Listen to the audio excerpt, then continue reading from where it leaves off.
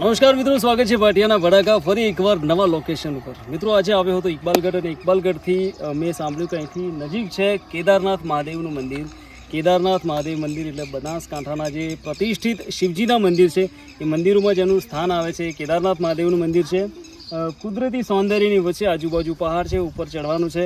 તો આજે આપણે મુલાકાત કરીશું બનાસકાંઠાના ઇકબાલગઢ બાજુ આવેલા કેદારનાથ મહાદેવના દર્શને. તો ચાલો મારી સાથે.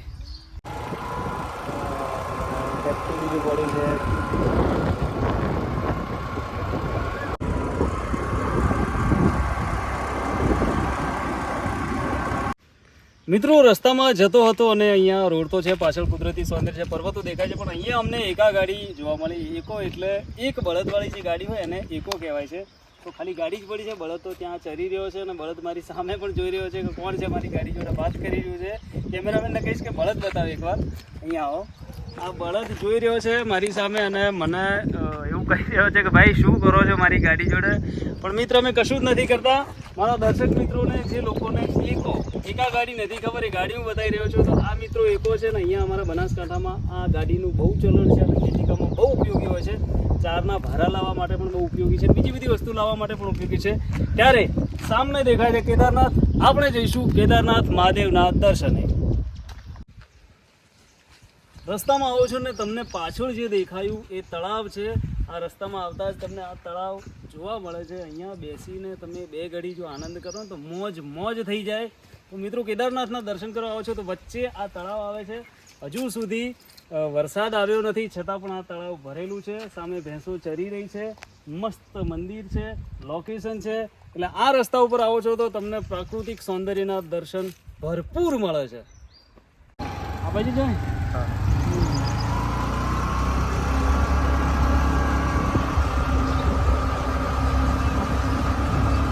ગાડી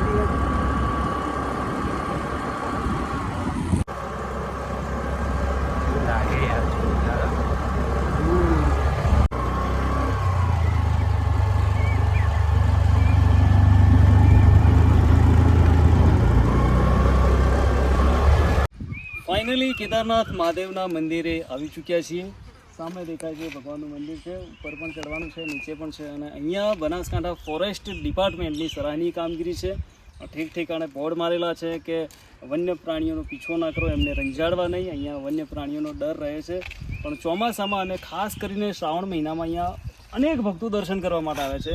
તો તમે નેચર લવર છો અને શિવજીના ભક્ત છો અને બનાસકાંઠા આજુબાજુના છો તો તમારે ચોક્કસથી આ મંદિરના દર્શન કરવા જોઈએ. તમને ધન્યતાની સાથે પ્રાકૃતિક સૌંદર્યનો આનંદ પણ મળશે. તો ચાલો ભગવાનના ધામમાં. મિત્રો અહીંથી શરૂ થાય છે કેદારનાથ મહાદેવ મંદિરના પગથિયા. આપણે ટ્રેકિંગ કરીને ઉપર જવાનું છે અને પર્વત ઉપર જવાનું છે. તો તમને મજા પણ મળે છે કે આજુબાજુ જે કુદરતી સૌંદર્ય છે, સાથે સાથે તમને જે જૂનવાણી પગથિયા દેખાય છે સીધા તમને લઈ જાય છે મહાદેવના મંદિર સુધી. તો મજા આવશે, જોતા રહેજો.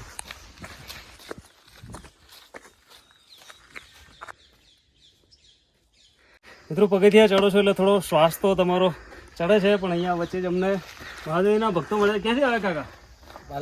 પાલનપુરથી. એમ દર્શન કરવા અહીંયા દર્શન કરીને કેવું છે? મજા આવે એવું છે?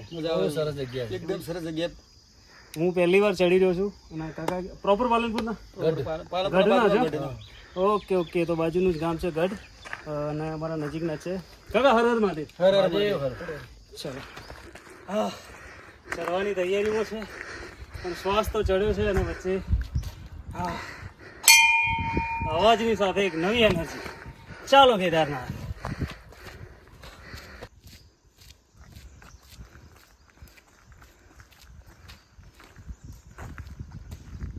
ફાઇનલી મારી પાછળ તમને જે દેખાય છે કેદારનાથ ભગવાનનું મંદિર છે અને આપણે પહોંચી ગયા છીએ. બહુ શ્વાસ તો ચડ્યો હતો. ઘણા દિવસો પછી આટલી કસરત કરી છે અને બનાસકાંઠાની અંદર અને આટલું નજીકમાં આવું મસ્ત લોકેશન છે. તમને અહીંથી તો એવું લાગે કેચી ધામ જેવું લાગે છે. અને ઘણા બધા અહીંયા ભક્તો પણ છે અને એ પણ બધા ચાલતા આવ્યા છે. કોઈએ શર્ટ કાઢી નાખ્યું છે. બહુ પાણી થઈ ગયા છે. ક્યાંથી આવ્યા મોટા ભાઈ? તેરવાડાથી આવ્યા છે. અને મિત્રો બોલો હર હર મહાદેવ. ચાલો મહાદેવના મંદિરના પગથિયા ઉપર આપણે જઈ રહ્યા છીએ અને અહીંથી તમને જે દર્શન મળી રહ્યા છે એ બહુ પર્વતના ઉપર છે. હું નહીં, ઘણા બધા લોકો આવ્યા છે. કેમેરામેનને કહીશ કે નીચે બતાવે. ઘણા બધા લોકો આવ્યા છે. કોઈ ટાકરવાડાથી આવે છે, તેરવાડાથી આવે છે, અને અહીંયા દર્શન કરવા લોકો આવે છે. તો તમે પણ બનાસકાંઠામાં કોઈ સારા લોકેશનની શોધમાં છો અને ટ્રેકિંગ લવર છો તો ચોક્કસથી આ જગ્યાએ આવજો. હર હર મહાદેવ.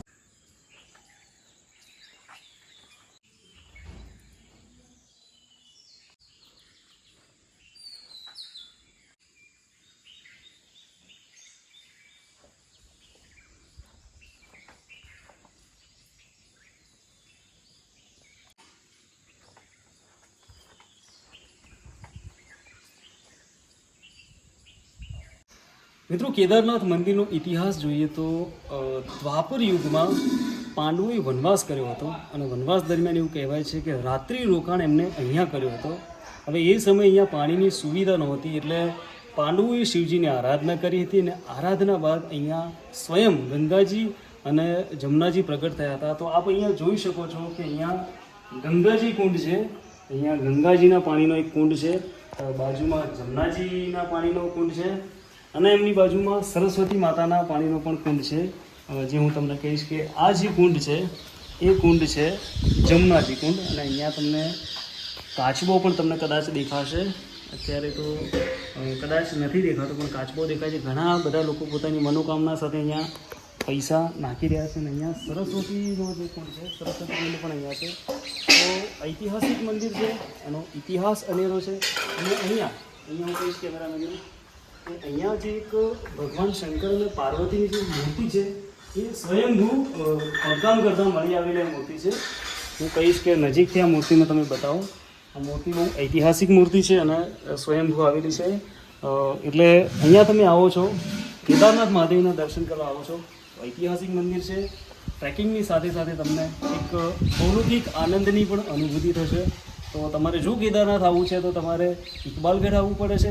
ઇકબાલગઢથી તમે આવો છો બાલુંદ્રા ગામ, અને બાલુંદ્રા ગામથી જે સીધો જ રસ્તો છે એ તમને કેદારનાથ લઈ આવે છે. એટલે પાલનપુરથી સમથિંગ તમને 25 કિલોમીટરના 25-30 કિલોમીટરના અંતરે કેદારનાથ મહાદેવના દર્શન થઈ જાય છે. અને જો આ વિડીયો તમને ગમ્યો હોય તો ચેનલને લાઇક, શેર અને સબસ્ક્રાઈબ કરવાનું ના ભૂલતા. Thank you. હર હર મહાદેવ.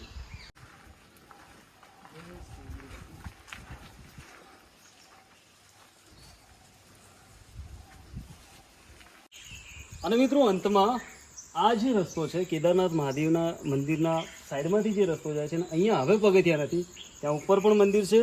મુનિ મહારાજનું જે મંદિર છે, મેઇન મંદિર, તે ઉપર છે. અને આટલું ને આટલું ચડવાનું છે. જો કે આજે અમે તો નહીં જઈ શકીએ, પણ જો તમે આવો છો, ટ્રેકર લવર છો, ટ્રેકિંગના લવર છો અને મુનિજીના દર્શન કરવા છે મંદિરના, તો તમે ઉપર જઈ શકો છો. આટલું ને આટલું ચડવાનું છે. તો આ છેલ્લો વિડીયો હતો આ બ્લોગનો. આશા રાખું છું કે બ્લોગ તમને ચોક્કસથી ગમ્યો હશે. હર હર મહાદેવ.